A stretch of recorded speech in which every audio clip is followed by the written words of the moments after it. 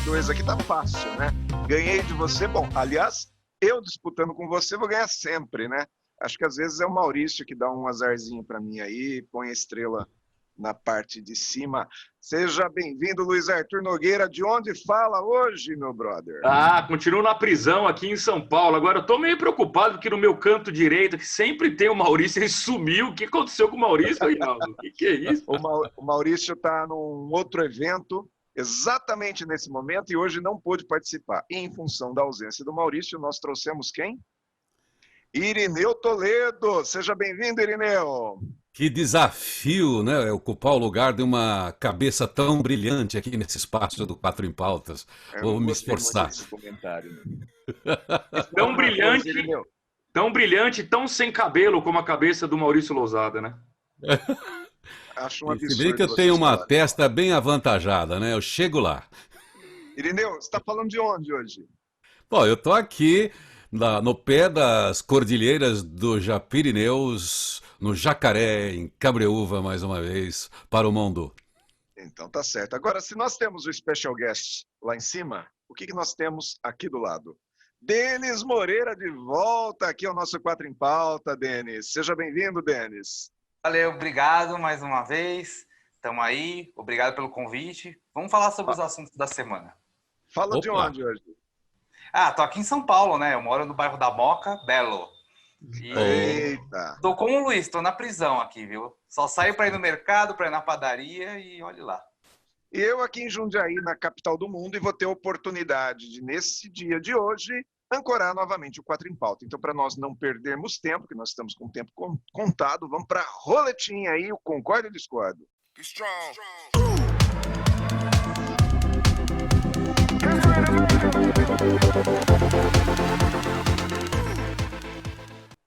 Concordo ou discordo aqui no nosso Quatro em Pauta, e eu já vou botar o Denis Moreira aqui no fogo, Denis. Opa. Está preparado? Preparado? Vamos lá, bora. Então vamos lá. Denis Moreira, o assunto da semana foi aquela frase maravilhosa do nosso presidente Bolsonaro, falando aí para um jornalista, né? E dizendo, eu queria te encher a cara de porrada, um soco na boca, alguma coisa assim, né? Foi essa frase, né? Foi isso, Luiz? Foi isso. Foi isso. Foi, E né? ainda chamou de bundão, chamou de bundão. Nossa, e a situação se alastrou, né? Porque a imprensa, obviamente, fez uma festa com essa frase, né? Então eu te pergunto, Denis, se você fosse um jornalista como é, né? Como é um jornalista, você e Luiz Arthur são jornalistas, e uma autoridade lhe destratasse, o que você faria, Denis Moreira?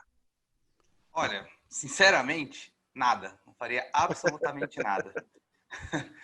E por alguns motivos. Bom, em primeiro lugar, um simples jornalista nunca vai ter um poder suficiente para bater de frente com o governo. A gente sabe como são essas forças, elas são poderosas, e eu acho que quem deveria se pronunciar a respeito é, primeiro, o local para o qual eu trabalhasse, e, segundo lugar, a entidade de classe.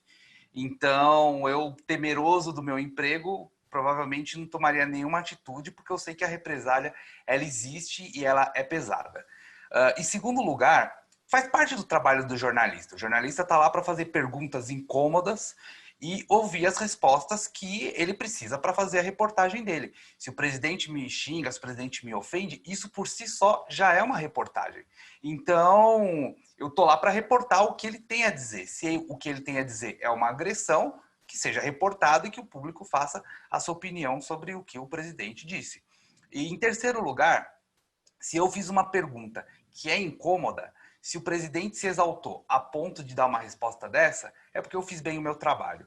É porque eu fiz uma pergunta que incomodou, a função do jornalista realmente é essa, e por conta disso, eu acho que eu ficaria feliz, na verdade. Eu me sentiria com o dever realizado de ter feito bem o meu trabalho e, com certeza, o meu nome repercutiria em outros órgãos de comunicação, eu ganharia uma atenção, o meu trabalho passaria a ser mais bem visto. Então, na verdade, eu ficaria mais feliz do que triste. É claro, não chegando ao ponto de haver uma agressão física. Aí, nesse caso, você pode perfeitamente exercer o princípio da legítima defesa e aí reagir.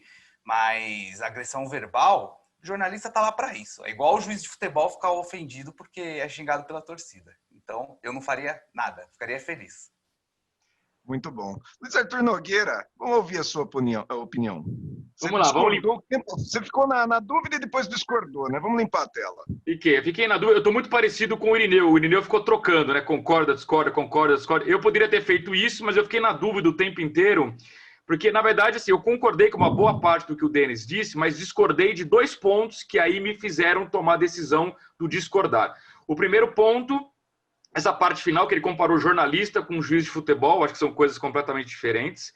Mas o meu ponto de discórdia com o Denis foi, ele disse o seguinte, não faria nada. Então, eu admiro o Denis, que tem sangue de barata, né, que poderia ser xingado, ameaçado, e ficaria lá como aquele olhar de poste, né, só anotando tudo. Pois não, o senhor tem mais alguma coisa para me xingar aqui? Mas a atitude é brilhante, tá? O fato de eu discordar do Denis, de forma alguma, faz com que eu critique a atitude dele. Ela é brilhante, ela é exemplar. É que eu não conseguiria. Mas eu não cometeria o erro de responder à altura. Não. Eu simplesmente diria, o senhor me ofendeu, muito obrigado, bom dia, viraria as costas, iria embora e deixaria o presidente falando sozinho. Essa é a diferença entre a minha atitude e a do Denis. Eu não ia ficar lá ouvindo o desaforo. É a única diferença. Mas o Denis não está errado, ele está exercendo o papel dele perfeito de jornalista, ouvindo, como que ele diz o seguinte, fala mais que você está me dando mais notícia ainda, né? Fala mais, brilhante. É que eu não teria esse sangue de barata do Denis, né? Mas aplaudo a postura do Denis, ele está correto. No fundo, quem tem que se posicionar é o veículo para o qual ele trabalha, né? E dado o histórico que tem acontecido, em especial com o presidente Jair Bolsonaro, eu imagino que hoje, qualquer repórter que vá participar de um evento com o presidente já seja orientado pelo seu editor, pelo seu chefe, sobre como agir em caso de ofensa. Então a pessoa já tem que ir preparada para isso. Se o presidente me ofendeu, o que eu faço? Fico quieto, viro as costas, vou embora, reajo à altura, né? Então é importante já ir preparado, né? Eu acho que esse é um caso. E a gente está citando o exemplo de Jair Bolsonaro, mas vamos lembrar que isso pode acontecer com outras autoridades que viram e mexem, são muito polêmicas, né? Quem que gosta de bater boca aí? Tem ministro Supremo que adora, né? Um Gilmar Mendes, quando é interpelado na rua por um repórter com uma pergunta que ele não gosta muito, ele também fala poucas e boas, né? Então, assim, o presidente Bolsonaro não é o único político que reage de forma agressiva, né? A gente tem, aliás, políticos de vários partidos. Vamos lembrar que a família Gomes, lá do Cid Gomes, do Ciro Gomes, adoram reagir também de forma nervosa contra jornalista que faz pergunta difícil, enfim. Isso não é exclusividade do presidente Bolsonaro. Mas eu simplesmente, para responder a pergunta de forma objetiva, eu viraria as costas, diria que eu estou ofendido e iria embora. Tá bom? Muito bem, já que o Denis e o Aguinaldo concordaram com a maior parte do que eu disse, então vamos ouvir o Irineu, que discordou, todo mundo zerando a tela. Irineu, o que você faria se fosse agredido verbalmente por uma autoridade? Pois é, eu fiquei ruminando também essa semana, fiquei alternando os meus sentimentos internos, os meus instintos primitivos também internos, ao ver o Denis e você falando, eu também fiquei pensando nisso, porque quando você tem o vulgar, quando você tem o agressivo em qualquer tipo de comunicação, o melhor jeito é se divertir com o vulgar, como está no sânscrito, e ter essa postura bacana, elegante e fazer a ignorância se sobressair, porque ela por si só é a grande notícia. Mas eu sou da Zona Leste, eu sou da Zona Lost, entendeu? Eu sou jornalista também, eu também sou jornalista. E aí eu fico pensando, quando você tem uma resposta veemente, vigorosa de uma autoridade para uma ignorância, para uma pergunta mal feita, não há nenhum problema, o jornalista tem que estar preparado. Agora, mesmo eu sendo hoje da cultura da comunicação não violenta, do diálogo, da cultura de paz, como eu disse, eu sou da Zona Leste. E por outro lado, vou contar para vocês, você sabe, na minha atividade profissional eu sou mestre de cerimônias, eu sempre sigo protocolos. Protocolo é um jeito de estabelecer a ordem de uma comunicação entre autoridades, inclusive, de acordo com um escalonamento. Normalmente o presidente da República tem o seu próprio cerimonial. Então ele derruba o cerimonial do governador, do prefeito, tem essa escala. Ele determina como ele quer a comunicação. Nesse caso, uma autoridade dessa que fala, olha, queria te dar uma porrada, aí eu ia ter que misturar esses meus instintos todos, ia pedir para abrir a roda e falar, venda se você é macho. É isso. Então eu não concordo com a comunicação, não concordo, como sempre, quando todo estilo de comunicação do presidente traz para a violência. Então a gente fica ruminando porque nós temos instintos primitivos.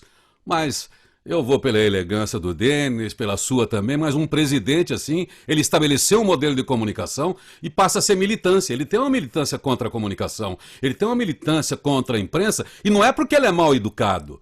A gente sabe que isso pode ser um método, é um método. Então, nesse momento, nós também temos que fazer valer o método. Espera aí, se você quer vir para o pau, quer vir para a rinha, então vamos falar de igual para igual. Eu sei que você tem autoridade, eu sei que você é o presidente da República, mas vamos estabelecer então uma ordem de comunicação? Vamos estabelecer um novo protocolo? O presidente estabelece o modelo, ele é o exemplo. É isso. Não fiquei nem tanto no discordo, nem no concordo, mas, nem no talvez. Mas eu acho que a gente também tem que ter uma posição, né? Mesmo sendo presidente da República. 2-1 contra aí. Vamos zerar as telas, gente? Olha só, eu fiquei por último nessa história aqui, e tudo aquilo que eu vinha pensando em falar a respeito dessa pergunta, primeiro o Denis falou tudo, porque eu também concordo que se eu fosse o jornalista lá e acontecesse uma situação como essa, a expressão que eu uso é que eu daria corda. Eu daria corda, Denis. Daria corda para o cara se enforcar. Foi a primeira coisa que eu pensei. Porém, eu percebo que alguns jornalistas, e não muito, na minha opinião, não muito corretamente, eles gostam muito de colocar aquela mesinha de canto do lado do dedinho da autoridade para ver se a autoridade tropeça, sabe? Tem muito jornalista que faz pergunta capciosa. O cara já faz a pergunta porque ele sabe que a autoridade vai morder a chumbada, e aí vem o outro lado. Eu acredito que uma pessoa, quando ela assume um cargo público, e eu falei isso na semana passada aqui numa outra pergunta, a partir sobre o Romero Brito, eu acho que quando a pessoa ela assume uma posição pública, ela tem que ter um comportamento decente também. Ela tem que ter uma educação diferenciada e tem que ter sangue frio. Não é ter sangue de barata, mas a pessoa tem que ter sangue frio. Coisa que nós sabemos que o presidente Bolsonaro não tem, mas não é só ele, Ciro Gomes também não tem, Cid Gomes também não tem. Mais uma vez o Luiz Arthur Nogueira falou aquilo que eu queria falar também, ou seja, não é só o Bolsonaro. A gente fala muito do Bolsonaro porque é ele que está em evidência agora.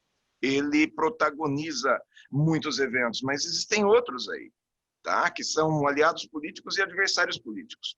E aí vem a terceira coisa que eu queria falar, que o Irineu falou.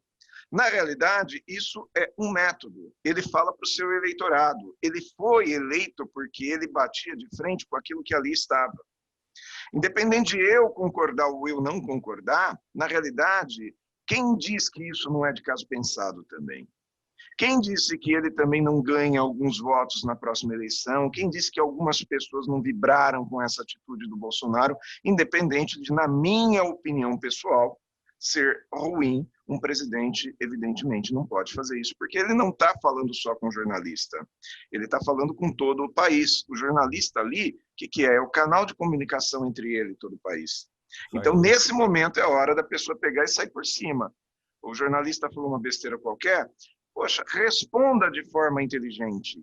Obviamente que para responder de forma inteligente, você tem que ser inteligente. E aí eu não preciso falar o restante da frase, né? Se é ou não o caso. Meus queridos... Mas, Aguinaldo, eu estou em dúvida. Eu não consegui colocar uma opinião porque eu não consegui entender você se colocando no lugar do jornalista. Se ia ficar em silêncio, você ia virar as costas... Eu daria corda para ele... Eu daria corda para ele se enforcar. Tá, mais ou menos o que o Denis falou, é isso? Exatamente, por isso que eu concordei com o Denis de primeira. Eu faria exatamente a mesma coisa que o Denis fez, daria corda para ele se enforcar e tornaria isso depois assunto da semana, como foi o que não só aquele jornalista que sofreu agressão fez, como todos os outros da imprensa toda, né? Às vezes o presidente fala, a imprensa é contra mim. Não é que a imprensa é contra ele, é que ele dá corda para a imprensa ser contra ele, cara. Então, não sou da opinião de que tem que ficar agradando a imprensa, não. A imprensa é o veículo de comunicação, mas quando o cara ele dá motivo para a imprensa trabalhar em cima dele, é óbvio que a imprensa vai trabalhar em cima daquilo que ele falou, que obviamente que vai dar notícia. Tá? O que eu consegui aí? Eu consegui O Denis concordou, falta o Irineu dizer se ele concordou ou discordou de você. Talvez não pode, Irineu. É só concorda ou discorda para finalizar. Concorda ou discorda, Irineu? Pronto. Ele discorda, o Denis concordou. Denis, basta, nós dois já deu 2-2 aí. Vamos para a próxima. Próxima pergunta, nós vamos falar a respeito aqui, olha, sobre as regras da próxima eleição, né? Então, nessa próxima eleição agora, em meio à pandemia, nós não fazemos comícios, nós não fazemos, não tem aquele corpo a corpo na rua, né? O candidato não tem como sair na rua pedindo voto. E vamos lembrar que nós vamos fazer uma eleição municipal, uma eleição para prefeito e vereador, não é uma eleição para um candidato no âmbito nacional. A pergunta é a seguinte: uma vez que há algum tempo atrás foram proibidos os comícios, porque se entende que quando você traz um artista famoso para fazer um showmício, né, colocar música, colocar sua apresentação artística no comício, o público vai por causa do artista e não por causa do candidato. Tá? E agora que nós não podemos mais fazer o comício porque nós estamos no meio de uma pandemia? As pessoas estão fazendo live. E na live pode colocar o artista? Não pode colocar o artista para cantar, porque daí seria a mesma coisa. Tá bom, mas ele não canta, mas ele pode aparecer. O artista pode declarar o voto. Ele pode sair na tela do candidato falando assim, olha, eu voto nesse candidato. Então, a pergunta que eu quero fazer aqui, olha, eu quero fazer essa pergunta, quero começar com o Irineu. Irineu, figuras públicas deveriam ser proibidas de declarar um voto? Não. Não? Não.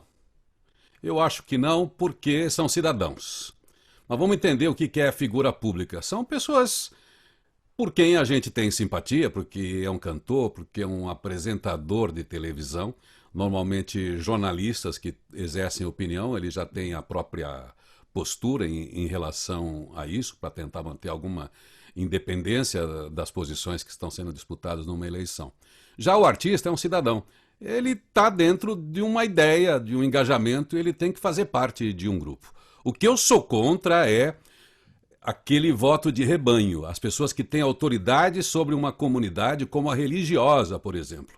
Pessoa que exerce uma ascendência muito forte em cima dos seus fiéis. E dentro da ordem religiosa, da tradição, da obediência, isso é algo perigoso. Então eu acho que todos nós podemos manifestar opinião pela responsabilidade que cada um tem no seu posicionamento, na sua postura. No entanto, algumas pessoas não podem usar, por exemplo, de um púlpito de uma igreja de 1.000 pessoas, de 1.500 pessoas, usar a sua liderança religiosa para a militância política partidária. Então isso deveria ser proibido porque não deixa de ser um tipo de mídia. Já o outro não, ele está inserido em todas as mídias e tem de um lado e tem de outro também. Já congregações não, elas tornam correntes e não são partidos. E tem muitos benefícios em nome disso. É isso. Legal. Denis, coloca a sua posição em relação ao comentário do Irineu. Sua posição final. Olha o suspense. Eu... Concordar ou discordar? Discordo. 3-0. Irineu. 3-0 contra. Parabéns, Irineu. Quem você quer que comente aí a sua resposta entre nós três? Eu quero que o Luiz Arthur Nogueira dizer por que ele discorda de algo tão justo que eu coloquei aí, tão claro, tão Vamos perfeito, ver as telas, Denis. do ponto de vista do exercício da cidadania. Irineu, fatalmente, se eu discordei, eu estou errado, porque você sempre tem a razão, Irineu. Exatamente.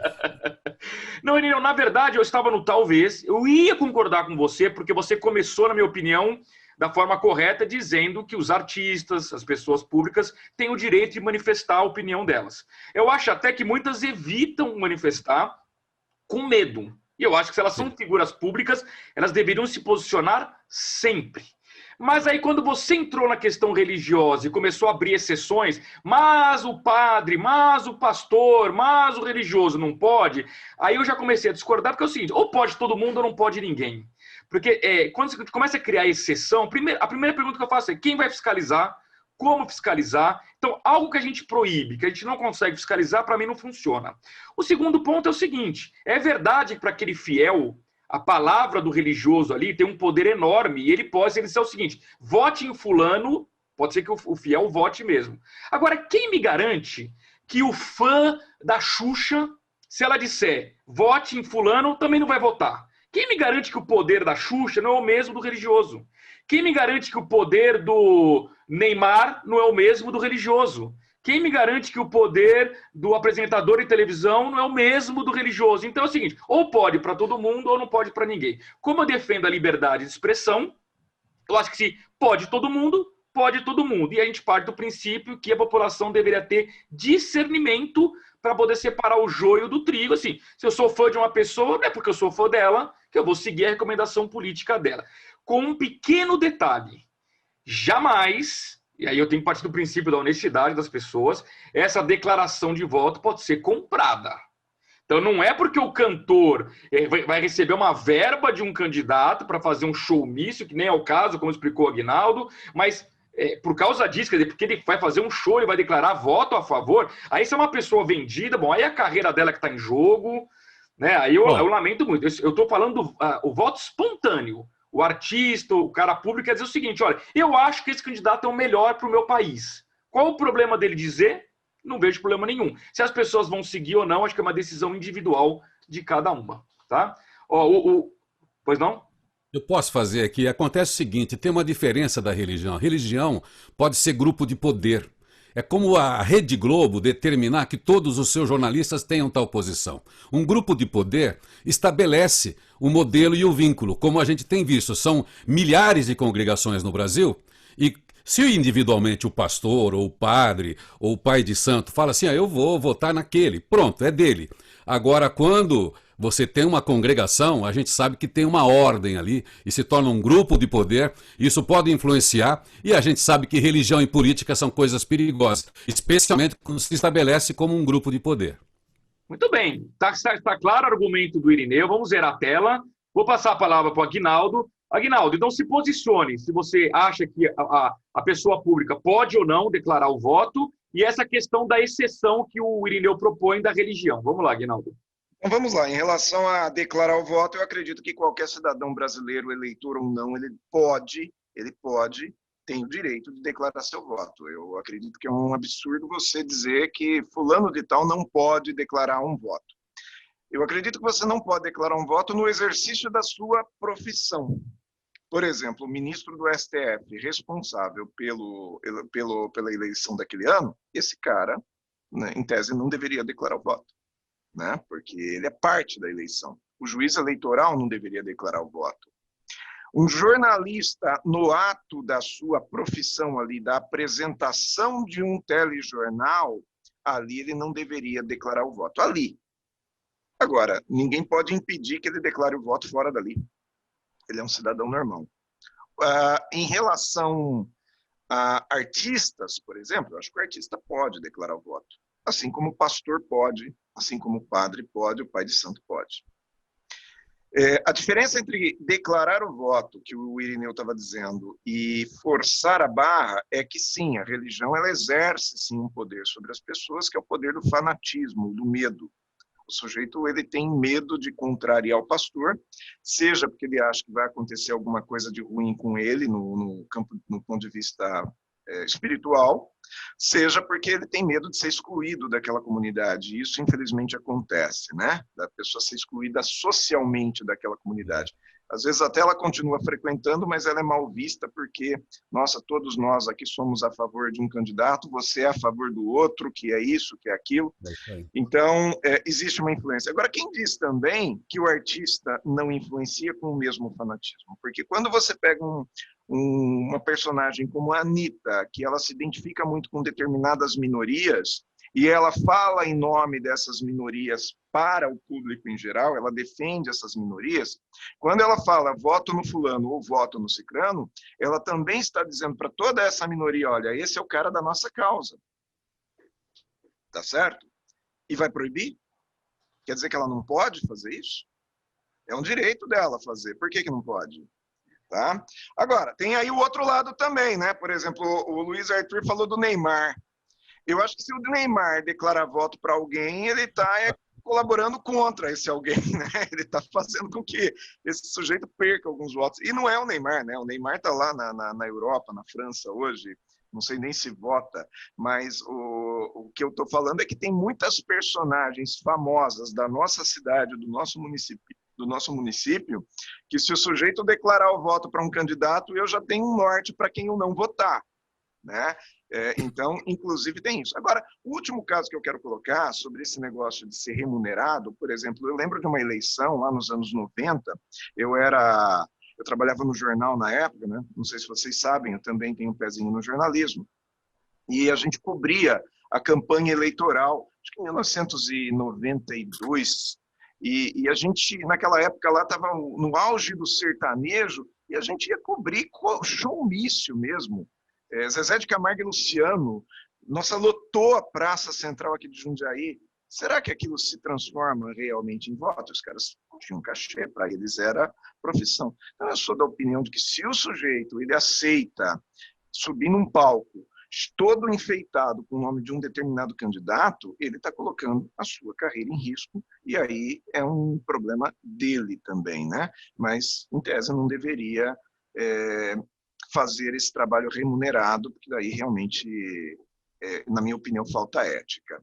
Bom, Denis, você concordou comigo? Eu ganhei um 2-1 aqui, só o Irineu que discorda, mas aí aquilo que o Irineu pensa também nem sempre eu levo muito em consideração, porque o cara, né, é da ZL, é de Cabreúva, né? Brincadeira, o pessoal da Zona Leste adora vocês, tá? Cabreúva também. Denis, reforce a minha opinião aí, Denis. Reforce aquilo tudo que eu falei. Olha, Aguinaldo, eu sou mais radical que você e do que o Luiz ainda. Eu acho o seguinte, se o pastor quiser recomendar o voto para os fiéis, pode. Se o jornalista no trabalho quiser, durante a apresentação do telejornal, quiser apresentar o voto, quiser falar em quem votou, pode também. Artista pode, tudo pode. Não pode fazer showmício? Pode também, pode tudo. Porque eu acho que cada um tem que refletir o seu voto não a partir do que o outro pensa. Ah, mas a pessoa vai ficar mal vista na comunidade. É verdade, só que você precisa ter personalidade, são pessoas adultas. Quando você adquire o direito ao voto, a partir dos 16 anos, já fica implícito que você tem a maturidade necessária para tomar a sua decisão de acordo com a sua consciência. Então, eu acho, inclusive, absurdo que alguém seja influenciado pela opinião de outra pessoa, seja artista, seja jogador de futebol, seja pastor, seja quem for, a respeito do voto. O voto é uma decisão consciente e uma decisão individual. Então, para mim, pouco importa se o Neymar vai votar no fulano, se a Anitta vai votar no cicrano, não me importa. Aliás, eu acho que está na hora da gente começar a separar a pessoa pública da atividade dela, das opiniões dela e do comportamento dela. Então, o Neymar, o fato, por exemplo, dele ser uma pessoa controversa, uma pessoa que toma várias atitudes com as quais eu não concordo, não quer dizer que eu não reconheço que ele é um excelente jogador de futebol, entendeu? Se existe um artista, vamos supor que a Anitta concorde plenamente comigo politicamente. Eu não vou ouvir a música dela porque ela concorda comigo politicamente. A gente tem que separar as coisas. O voto tem que ser uma decisão adulta e madura. Então, eu acho que cada um pode falar o que quiser, a hora que quiser. Se o ministro do STF quiser falar, pouco me importa. A decisão do voto tem que ser minha e eu tenho que assumir as consequências do meu voto, inclusive a decisão de não votar, se for o caso. É isso.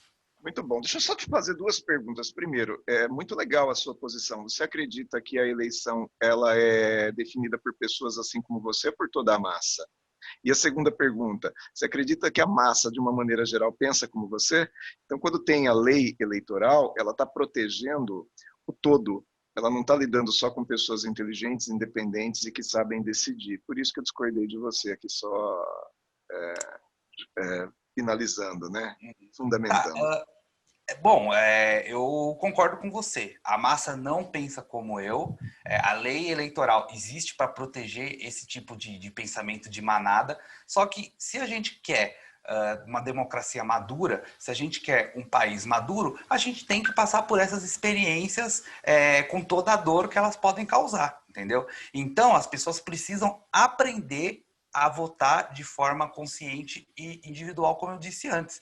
Se na próxima eleição elas ainda forem influenciadas, vão sofrer as consequências. Na próxima, e na próxima, e na próxima. É assim que a gente vai amadurecer. A democracia nos países europeus existe há muito mais tempo que a gente. A gente é uma democracia recente. Então, eu acho até normal que, num primeiro momento, a gente tenha esses atos imaturos e, com o tempo, a gente vai percebendo. Eu acho que isso já melhorou bastante, aliás. Eu acho que a opinião de um artista... atualmente já reflete muito pouco, reflete nos fãs, é claro, mas antigamente isso era um escândalo. Hoje em dia eu acho que as pessoas estão muito mais tranquilas em relação a esse ponto. Vamos então em frente para a terceira pergunta. Infelizmente não temos mais tempo, senão eu já ia botar mais um discordo aqui. Mas vamos em frente, zerando a tela. Terceira pergunta. O general Mourão, o vice-presidente Mourão, né? Antes de ser general, hoje ele é vice-presidente Mourão, ele deu uma declaração onde ele diz que universidades públicas deveriam ser pagas por alunos que têm condição de pagar. Tá? Ele fez um pronunciamento onde ele fala isso, né? Não foi um pronunciamento, ele falou a alguns jornalistas de uma maneira extremamente polida que ele entende que ele, por exemplo, poderia ter pago a faculdade dos filhos, porque ele tem condição.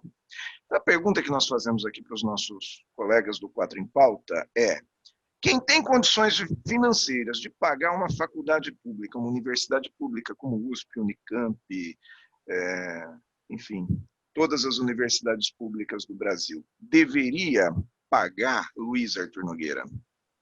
Boa pergunta, hein? Gostei que o Irineu já concordou. Já concordou com você, olha aí. Comigo. Isso me dá um orgulho enorme, Irineu. Muito obrigado, Irineu. Olha, esse é um ótimo tema. Eu tendo a achar que sim, Aguinaldo, mas assim, a questão que a gente pode debater aqui é de que forma. Eu, por exemplo, eu não vejo razão para a universidade pública ser gratuita. O que a gente poderia inverter a lógica? Ela deveria ser paga e quem não tem condições financeiras ter uma bolsa e não precisar pagar. A lógica seria invertida, né? Porque você partir do princípio que a pessoa espontaneamente vai pagar, eu acho que não funciona. O que a gente poderia fazer? Ou muda, cobra de todo mundo e quem não pode entra no programa de bolsa, legítimo, é baixa renda, comprova que é baixa renda, principalmente quem vem de escola pública, acho legítimo, não pagaria, ok. Possibilidade número 2, você criaria um programa em que essa pessoa, quando se forma, vai para o mercado de trabalho e colhe os frutos daquela ótima educação que a universidade pública lhe proporcionou, com a renda que ela vai obter no mercado de trabalho, ela poderia financiar bolsas de estudos para outros estudantes que não têm condições de pagar. Daí a premissa é que todo mundo pagaria, mas com bolsa de estudo, quem não pode não pagaria. Eu acho que esse seria o melhor caminho. Sabe por quê? Porque, na teoria, é muito bonito defender a universidade pública gratuita, né? Quem aqui seria contra? Tudo que o governo puder dar de graça, todo mundo aplaudiria. Só que isso tem um custo para a sociedade. E esse custo é o nosso imposto, que poderia estar indo para outras prioridades, como saúde básica para todo mundo e educação básica. Eu acho que o que tem que ser público e gratuito e de qualidade é o ensino básico. E aqui no Brasil a gente faz tudo de ponta cabeça. A gente tem uma universidade pública de excelência gratuita e um ensino público básico gratuito que é uma porcaria. Vamos inverter essa lógica? Tira o dinheiro da universidade pública, passa para o ensino básico, vamos bombar o ensino básico, dar qualidade para ele e cobra lá em cima, na universidade pública. Quem não puder pagar, ganha uma bolsa. Eu acho que esse seria o formato mais inteligente. Bom, estou vendo que vocês três concordaram comigo, já fico feliz por isso. Então, vou passar a palavra para o Irineu. Ô, Irineu, efetivamente, então eu vou, já que vocês concordaram, eu vou dar uma pitada a mais nesse debate aqui. Hoje, para garantir que pessoas que venham da escola pública tenham acesso à universidade pública gratuita, criou-se o sistema de cotas. Você acha que isso melhorou a situação? Hoje a gente tem uma presença maior de pessoas da escola pública, isso está melhorando o acesso de quem não teve um bom ensino básico? Qual que é a sua opinião, Irineu? Não, antes de responder, vamos só zerar a tela, Irineu, por gentileza. Não, a conta não é que melhora quem não teve uma boa condição no ensino básico, é só a questão de acesso. É aquilo que a gente chama de políticas afirmativas, de reparação. Mas não quer dizer que você permite que esse aluno chegue lá sem ter condição de cursar no mesmo nível que os outros. Então, as políticas afirmativas às vezes são mal interpretadas porque elas são reparadoras de fato. Agora, tudo o que você falou em relação a concordar com o vice-presidente Mourão, eu também concordo. Nós temos uma distorção no ensino que é justamente essa. Temos que investir mesmo na preparação, que isso é aquela condição de igualdade que a gente tem numa sociedade democrática. É condição de igualdade. A gente fala igualdade e parece que todo mundo tem que ser igual. Não é igual. É ter as mesmas condições. É no ensino básico que você cria as mesmas condições. Lá do ensino médio para cima você já começa a ter opção. E é natural que o ensino público não é gratuito, porque o Estado paga e muito caro. Então é natural que as pessoas que são mais aquinhoadas paguem, porque é dessa maneira que a gente vai resolver essa distorção histórica que a gente tem. Mas eu sou a favor da política de cotas também, é uma maneira de reparar, é uma maneira de inclusão, sim, e não é de distorção e não é de precarização do ensino, como muita gente tenta dizer, porque nós já temos casos muito importantes e valiosos a partir da política de cotas. Muito bem, então vamos aproveitar que o Aguinaldo discordou, todo mundo zerando a tela. Me parece que o Aguinaldo discordou especificamente na questão das cotas, é isso, Aguinaldo? Sim, sem dúvida. Eu já disse aqui no Quatro em Pauta que eu não concordo com política de cotas dessa maneira com que ela é feita hoje. Até concordo razoavelmente com a política de cotas social, ou seja, o sujeito veio do ensino público, então ele ter um acesso. O problema é que isso, para mim, é band-aid. Por que eu chamo de band-aid? Band-aid é aquilo que tampa o machucado, que tapa o machucado, mas não sara. O machucado continua lá. O problema é que o cara... Sabe a qualidade do ensino público hoje no Brasil é muito ruim. E não é ruim porque o professor é ruim. É ruim porque o professor já não tem mais paciência de tentar ser bom numa estrutura ruim. Ele tem que lidar, muitas vezes, não é só com o aluno que vai aprender ou deixar de aprender, ele tem que lidar com aquela questão do comportamento do aluno, que muitas vezes é violento dentro de sala de aula. E por que isso acontece dessa maneira? Porque não existe um investimento na escola fundamental. Então, por isso que no momento que o Luiz Arthur falou, eu concordei imediatamente com ele. Eu acho que deveria ser invertido. Porque não adianta nada a gente ter uma universidade pública maravilhosa e o cidadão que estuda no ensino público fundamental e médio ruim não ter acesso à universidade pública porque ele não consegue passar. Ou ainda que ele consiga entrar, ele não consegue posteriormente acompanhar. Não é culpa dele, não é porque ele é menos dotado de inteligência, é simplesmente porque ele não foi preparado para entrar naquela universidade, tá? Porque o ensino fundamental e médio não prepararam. Então, se fosse invertido o investimento, e se nós tivéssemos realmente boas escolas públicas na nossa cidade, nós transformaríamos essas crianças em adolescentes preparados. Aí você vai dizer assim, mas não é possível, a gente não consegue fazer isso, sabe como que é? Não, olha, a prova de que dá para fazer um trabalho com excelência é aquilo que a universidade faz. A universidade vai muito bem, a universidade pública. Fala para mim uma universidade pública que não tem qualidade. Não tem. Agora, por quê? Por que esse paradoxo? Na realidade, é que a universidade pública, aí eu vou falar uma coisa que eu vou botar uma pimenta, né? A universidade pública, ela é politizada, né? E a escola fundamental e média não é, porque criança não vota, tá? Então é nesse sentido aí que eu acredito que nós deveríamos mudar, nós deveríamos talvez inverter a situação, colocar investimento lá embaixo, para daí, quando chegar lá em cima, Luiz, eu gosto da ideia do crédito educativo. Isso já existe, viu? A devolução, ela existe em universidades pagas, né, em universidades particulares, que é o crédito educativo, muitas vezes feito pelo banco, e existem até programas do governo que fazem esse crédito educativo. Por que não o ensino público também universitário ter o crédito educativo? E eu gosto muito das palavras do Mourão. Você quer saber? Eu acho que o Mourão, ele é um cara coerente. Ele fala e fala, olha, comigo inclusive, e eu gosto muito desse tom do Mourão. Legal. Quem não concordou comigo foi só o Irineu, só que o Irineu já falou. Não é que eu não concordei, não, só naquele ponto da estrutura. Agora eu quero dizer o seguinte, eu sou da Zona Leste, como eu já disse, uma família de operários, 7 filhos, eu estudei com crédito educativo em Bauru, tive que devolver depois. Mas é É muito assim bom. mesmo.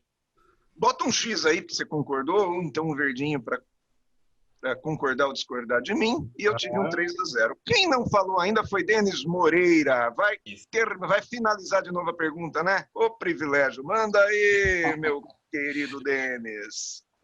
Olha, fica difícil para eu que falei no final dizer alguma coisa diferente do que vocês disseram. Eu Ô, concordo. Denis, só um segundinho. Enquanto você zera a sua tela, deixa eu fazer uma provocação, então, para você não Claro.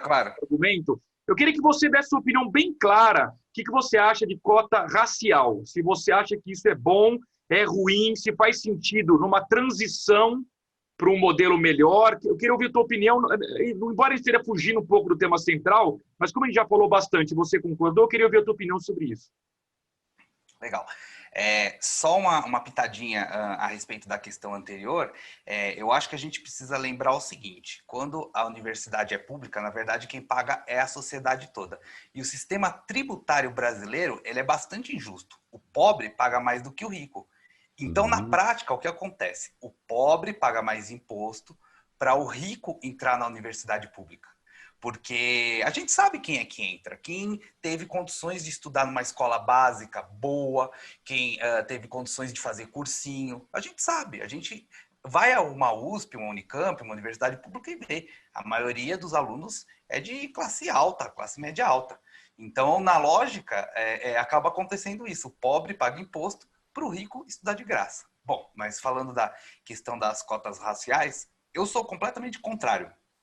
Eu acho que o problema é o seguinte, por que não existem negros nas universidades públicas? Porque eles não têm preparo. E por que eles não têm preparo? Porque a maioria dos negros são pobres e a maioria dos pobres são negros. Então, a lógica está no dinheiro, não está na raça. Mas existe uma questão de reparação histórica. Pois para isso vai existir a universidade pública, a escola básica pública, para que as pessoas que sejam pobres tenham um ensino tão bom ou até melhor do que quem tem condições de pagar uma escola privada. Então, a partir do momento que você fortalece a educação básica, você naturalmente já proporciona essa inclusão. Porque, como eu disse, a maioria dos pobres são negros e a maioria dos negros são pobres. E eu também tenho muita dificuldade com relação ao critério. Como é que você determina quem pode ter a cota racial e quem não pode? Já houve casos de irmãos gêmeos, porque um era mais escuro, outro era mais claro, que um entrou na universidade e outro não entrou. Eu tenho familiares, mistura de brancos com negros, de todos os tons de pele. Tem gente que tem a pele tão branca quanto a do Luiz, por exemplo, e é minha prima. Então, e ela tem a condição de vida muito parecida com a minha, ou até melhor. Então, ela não pode, eu posso. Eu acho isso muito injusto. E outra, as pessoas que são brancas e são pobres, o que fazer com elas? Como é que elas têm esse privilégio? Não tem? Apenas por conta do tom de pele? Eu não gosto de nenhum tipo de classificação racial para absolutamente nada. Eu acho que raça pouco importa, eu acho que a pessoa tem que ser avaliada pelo que ela faz, pela capacidade dela, pelo comportamento dela. Então, eu não gosto desse tipo de privilégio. Eu vou dizer bem sinceramente, se eu não tivesse condições de pagar uma universidade privada e tivesse que estudar para uma universidade pública, eu não entraria pelo sistema de cotas. Eu não me sentiria confortável com isso, porque eu acho que isso é injusto e eu não posso, achando injusto uma coisa, me beneficiar dela. Eu sou completamente contrário. A cota tem que ser social, tem que ser educação para os pobres, independente da raça que ele venha a ter. Muito bom. A gente se estendeu um pouquinho, de uma maneira justa, inclusive, porque eu acho que só enriqueceu o nosso programa esse seu discurso, Denis. Mas vamos para o sim ou não, que senão a gente não conclui. Nós temos 10 minutos exatamente para concluir o programa. Vamos lá. Vinheta.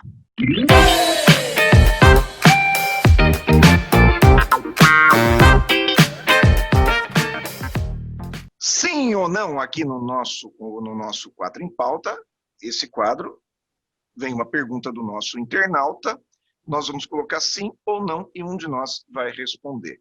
Aí, por questão de tempo, lamentavelmente, hoje nós vamos colocar somente 2 vídeos aqui. Então, Enzo, coloca aí para a gente o primeiro vídeo. Pessoal do Quatro em Pauta, muito boa tarde. Meu nome é Marcos Alexandre Guimelo. Antes de mais nada, eu gostaria de dizer que eu me considero muito mais do que ouvinte. Eu sou fã de carteirinha de vocês.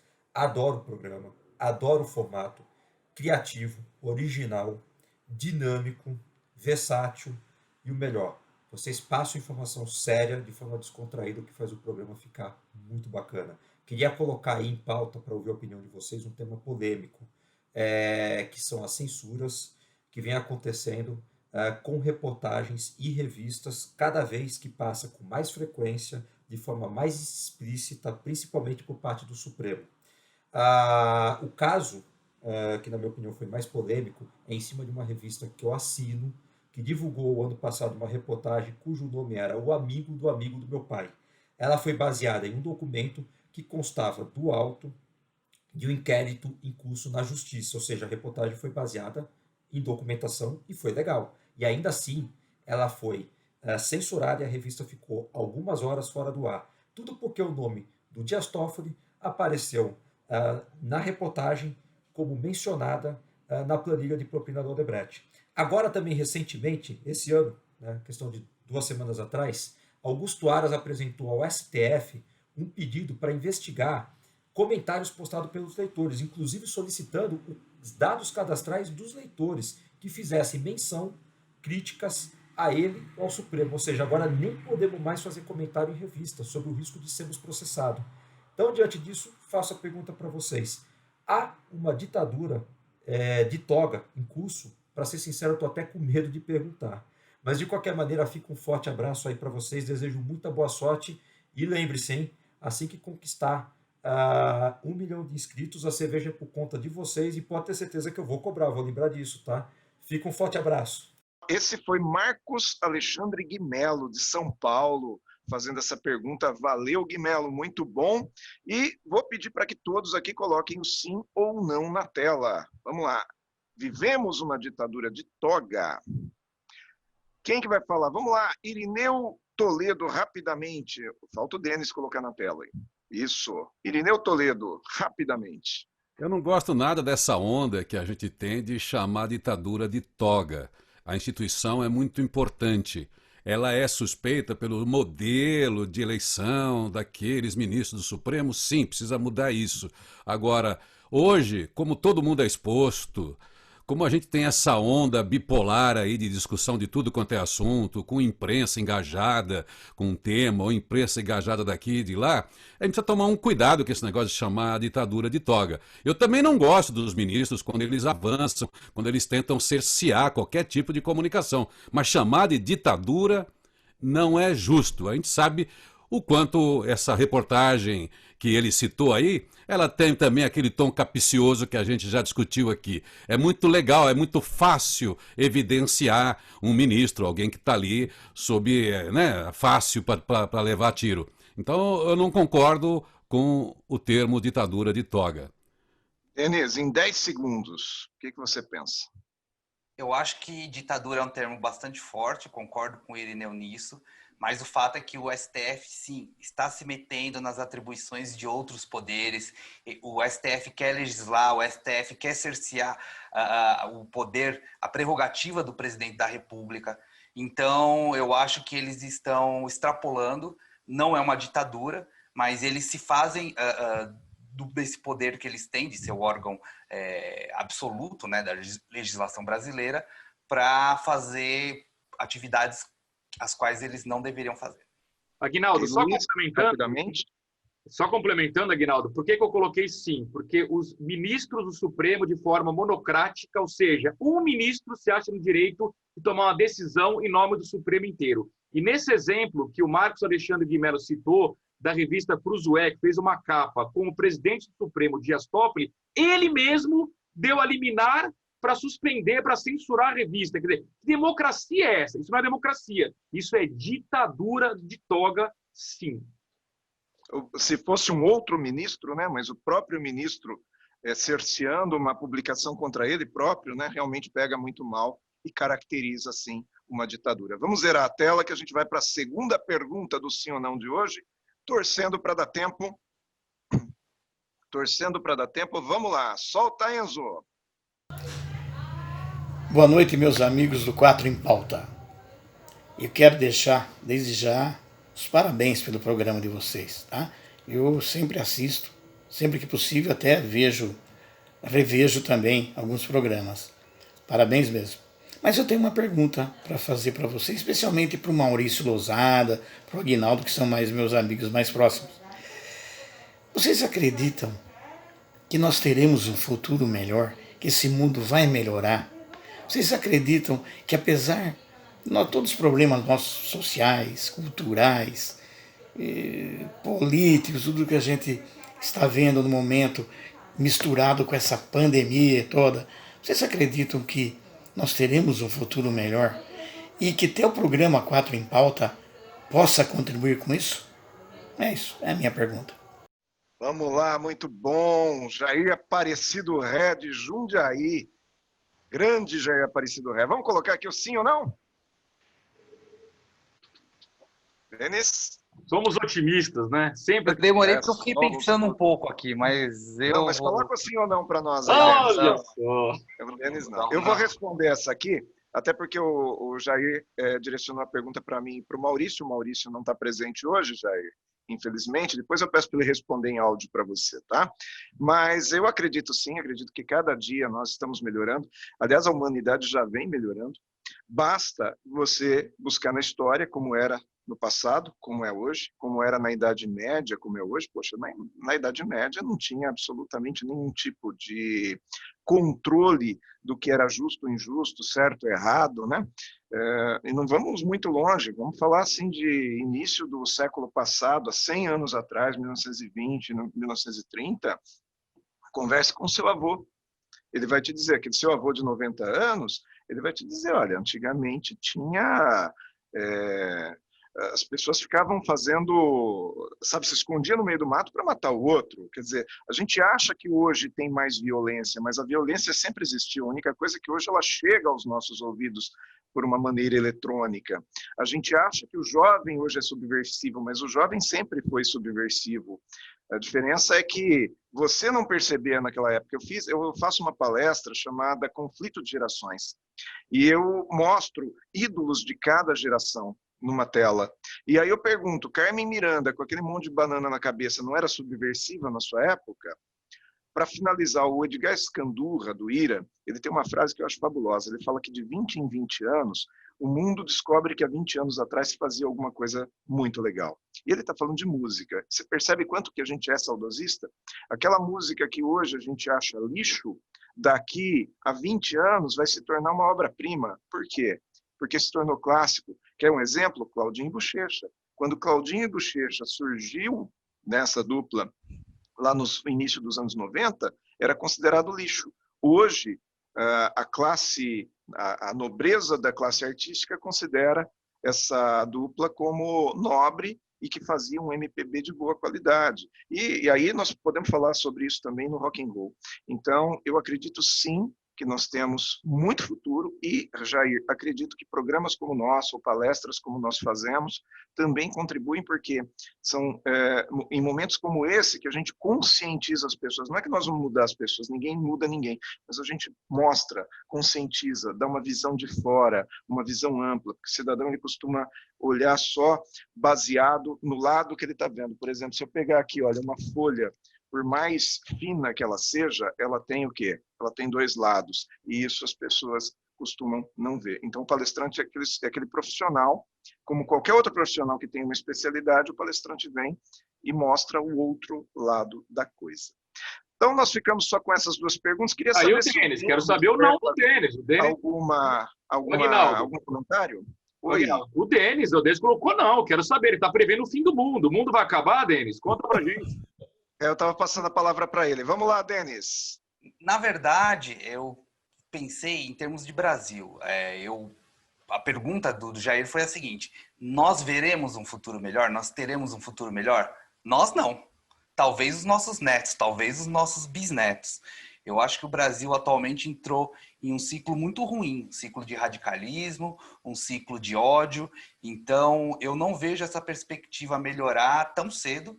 Eu acho que, infelizmente, a nossa geração não vai ver isso. Talvez daqui a 2 ou 3 gerações a situação melhore, as pessoas voltem a conversar, o meio eletrônico, a internet, deixe de ser uma ferramenta de fake news, uma ferramenta de propagação de ódio.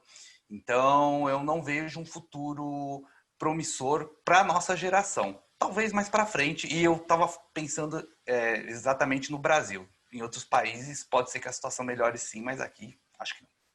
Muito bom. E a gente não tem mais tempo no programa, o negócio está curto hoje, está corrido. Então, vamos para o nosso próximo bloco. Vai lá.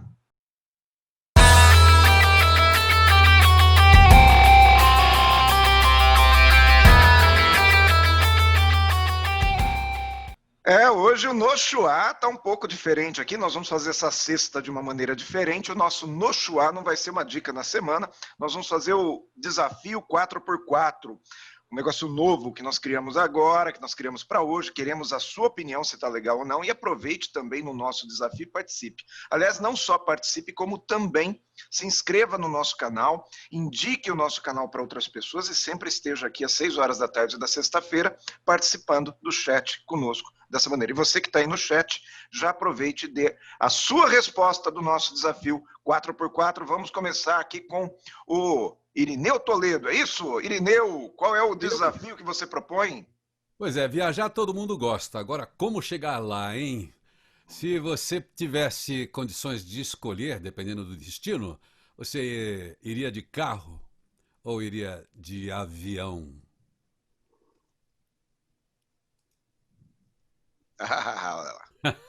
Ô, Denis, você vai pra onde de avião, hein? Olha, eu vou confessar para vocês que eu não gosto de dirigir em estrada, viu? Eu tenho fobia, não sei porquê, eu fico nervoso, eu não gosto. Então, para mim, eu prefiro ir de avião, é muito mais tranquilo. Não gosto de ter congestionamento na estrada, nada disso. Eu vou lá, relaxo na minha poltrona, assisto um filmezinho e para mim tá bom demais. Então quero ver. Você está esperando o carro automático, né? O carro que não precisa de motorista para poder viajar. O carro do Google, sem dúvida, sem dúvida. Aí vai ficar mais tranquilo. Eu não gosto de dirigir em estrada, eu confesso. Tá bom. Vamos lá, Luiz Arthur Nogueira. Mas deixa o Irineu argumentar, né? Por que carro? Por que carro? Eu gosto, se possível, eu vou de carro. Porque você tem que ir pro aeroporto, pegar trânsito, esperar aquele tempo todo. Então, um condicionante é o tempo que leva para ir de avião ou de carro. E o segundo é o prazer de ir de carro aproveitando a paisagem. Se deu um soninho, dá uma paradinha, relaxa, toma uma água e segue a viagem aproveitando, porque o importante não é a chegada, é o caminho. Olha, que poeta! Agora sim, o âncora está meio perdido, que é da primeira vez que a gente faz esse quadro aqui, mas agora sim, voltamos à tela do desafio 4x4 aqui, todo mundo. Vamos lá, Irineu. Desafio 4x4, Irineu. Agora vamos lá, Luiz Arthur Nogueira, qual é o seu desafio 4x4? O meu desafio é sobre tecnologia. A gente sabe que as marcas têm fãs que defendem de forma muito aguerrida e tem a grande disputa do mercado aí de celulares entre Samsung e Apple. Então a pergunta é, o que vocês preferem, Samsung ou Apple? Tinha que ser o dele. Olha o do contra. Ei, vai ter que ser do contra em tudo. Olha do contra. Tinha que ser o Chaves, né? O Chaves de novo. Por que, Denis? Por que Samsung? Eu não gosto da ditadura da Apple, para falar a verdade. Para você ter um celular da Apple, você só pode baixar as músicas no iPod, e aí tem o iCloud, o isso, o aquilo. Eu não gosto disso. Eu gosto do sistema Android, que eu consigo compartilhar os conteúdos com o meu computador, com os celulares de outras pessoas. Eu acho mais democrático. E eu sei que a Apple é melhor, tá? Mas eu não gosto dessa ditadura, não. Muito bem, não. Bom argumento. De fato, a Apple tem esse lado chato que só funciona as coisas com a Apple, né? Mas o design ainda é, na minha opinião, insuperável.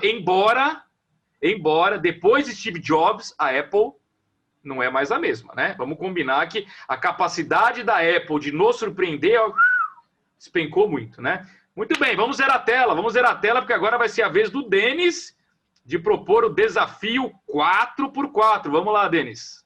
Isso aí, agora é a minha vez. Bom, sexta-feira agora era da Happy Hour, né? Todo mundo tomando uma bebidinha para relaxar. E qual bebida vocês preferem para esse momento? Vinho ou cerveja? Eu vou da loira gelada. Cerveja. Pra mim tá fácil. Nossa, olha só. Boa, Irineu. Luiz, Aguinaldo. Eu sou cervejeiro, a né? favor do Sou vinho. cervejeiro. Bom, quem vai falar aí? Luiz, você, por que você prefere o vinho? É a diferença entre a classe e o boteco, né? Não, brincadeira. Engraçado, eu já tomei muita cerveja na vida, mas desde o primeiro dia que eu tomei cerveja na minha vida, eu achei amargo. E acho amargo até hoje. Então, o meu paladar não nasceu para cerveja, definitivamente. Vinho muito melhor, concorda, ô Irineu? Concordo. Eu gosto da cerveja também, gosto da cachaça, gosto do conhaque, gosto do uísque, da vodka. Tendo álcool, pra mim, tá bom. Mas nesse friozinho, sexta-feira, hoje eu vou de vinho. O cara de Cabreúva não vai tomar uma pinguinha, né? Os nossos vizinhos aqui. Mas, na realidade, cerveja é uma coisa maravilhosa, só que é o seguinte, tem que acostumar. Não é a primeira vez que você toma cerveja que você vai gostar. Você vai acostumando, seu paladar vai acostumando. Você que está em casa aí nos assistindo, no nosso internauta, se inscreva no nosso 4 em Pauta e envie para os seus colegas também, para os seus amigos, indique o 4 em Pauta, porque a gente faz isso aqui com muito carinho para você. E agora eu vou fazer o meu desafio 4x4, aí o meu desafio é musical. E obviamente que vai dar unanimidade aqui, todos vocês vão concordar comigo. Eu quero saber o seguinte, Luiz, era essa tela que você está tomando muito vinho e tá bêbado. Pronto, vamos lá. Apertei o botão errado aqui. Como que é? Apertei o botão errado aqui. Ah, tá certo, olha lá. Meu desafio é o seguinte, rock ou sertanejo? Põe na tela. Tinha que ter o Luiz Arthur Nogueira para querer trocar. Agora ele que foi do contra. Não, mas ele esperou todo mundo colocar, você percebeu? Fala isso, por que você é sertanejo? Não, porque na verdade eu tinha duas opções, rock ou sertanejo. Não tinha opção de um tiro na cabeça. Para! Tô brincando. Na verdade, ao contrário, música eu sou eclético, eu gosto de tudo. Eu gosto de rock, eu gosto de sertanejo. Como eu sei que vocês são falsos roqueiros, o Denis, só pra vocês saberem, eu conheço o Denis, ó. Pagodeiro, você vai em rock, ó. Não cai nessa não, tá? Então eu escolhi sertanejo só de pirraça mesmo, mas eu gosto igual, mas enfim. Sertanejo. E agora, esse papinho de rock, ô Aguinaldo, você se engana quem com essas camisetinhas de rock? Que é isso? É banda alternativa? Que banda que você gosta aí, Aguinaldo? Eu gosto de tudo que é banda de boa qualidade. Eu não fico preocupado de onde ela é, se o vocalista é homem, se é mulher, se a banda, que tipo. Eu gosto de rock de boa qualidade. Gosto de MPB, gosto de blues, gosto de jazz, tá? Sertanejo antigo até gosto um pouquinho, agora eu não gosto dessa coisa moda. O roqueiro mesmo, aquele rock and roll, ele gosta do lado B. Ele não é aquele cara que ouve aquilo que está na maioria das rádios. A gente ouve aquilo que ninguém ouve. A gente vai buscar as pérolas no lado B do disco. O lado B, para quem não é da nossa geração, é que antes os discos de vinil tinham os dois lados. E geralmente a primeira e a segunda música do lado A eram as mais tocadas na rádio. E nós, do rock and roll, nós íamos buscar aquilo que tinha de bom no lado B. Então até hoje a gente fala sobre isso. Certo, Denis? Certo. Bom, mas eu tenho que confessar que eu sou bem eclético em se tratando de rock. Um dia eu tô ouvindo Elvis Presley, outro dia eu tô ouvindo Sepultura. Eu gosto de tudo. E isso que eu gosto no rock, o ecletismo. Tem rock pra dançar, rock pra ficar triste, rock pra festa, tem rock pra tudo. É ou não é, Irineu? Pois é, você sabe que eu que fiquei a minha vida, eu sou DJ também, eu sou um DJ de primeira hora, né? Eu toco em rádio Olha desde só. 1978, sou DJ dos anos 80 aí do FM, toquei todo tipo de programação, de rádio Eldorado, rádio popular, rádio clássica, com uma cultura, e eu posso dizer para vocês com segurança que só existem dois tipos de música. A música boa e a música ruim.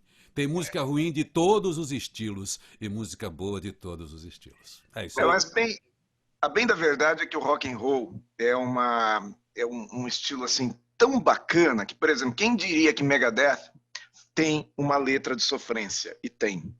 E quanta coisa boa que não tem também de musical mesmo. Quem ouve Pink Floyd sabe. Quem ouve Metallica sabe. Agora, o detalhe é que Luiz Arthur Nogueira fala que as minhas camisetas, elas são, como que é, falso, fake? Você não me conhece mesmo, Luiz Arthur Nogueira. Vamos falar de futebol. Vamos falar de futebol. Aguinaldo, só antes de encerrar, queria só fazer uma pergunta para o Denis, nosso convidado aqui embaixo.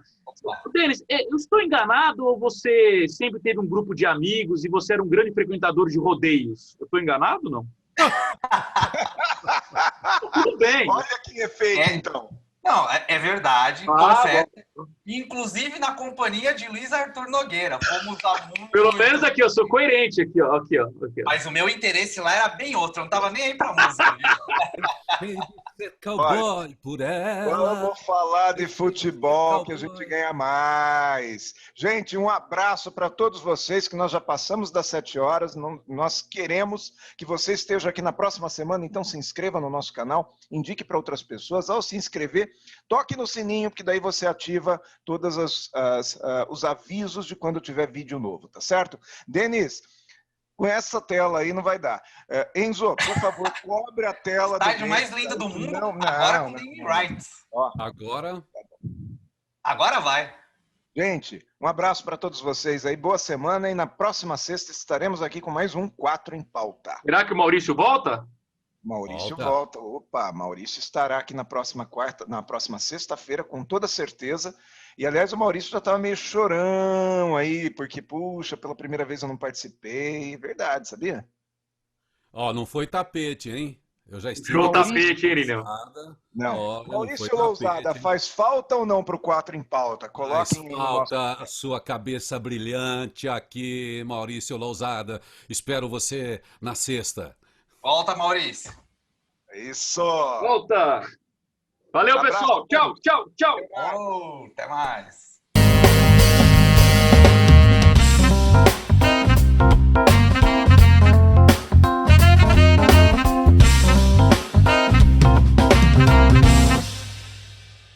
Ei, tá dando tempo aqui, não vai dar tempo da gente fazer mais nada hoje, não vai ter dica da semana, não vai ter aquela despedida, não vai ter quase nada, de repente tem aí uns melhores momentos que a gente coloca no final pra vocês. Mas peraí, não tem vinheta, Aguinaldo, esqueceu? Não, nós vamos fazer, lembra que a gente combinou ontem? Vai dar pra fazer? Vai botar o dica da semana. Peraí, agora vamos lá. Tá bom, então desculpa, grava de novo, vamos lá, então tá bom. Quer gravar de novo? Eu não atrapalhei? Não atrapalhei? Não. Tá, então vamos lá, então vai. Enzo, faz um pequeno break aí pra nós. Luiz, vai dar tempo da gente fazer Não vai dar tempo. Nós vamos encerrar agora, tá? Nós já temos o plano B, que é o fechamento. Um abraço, tchau. Tchau.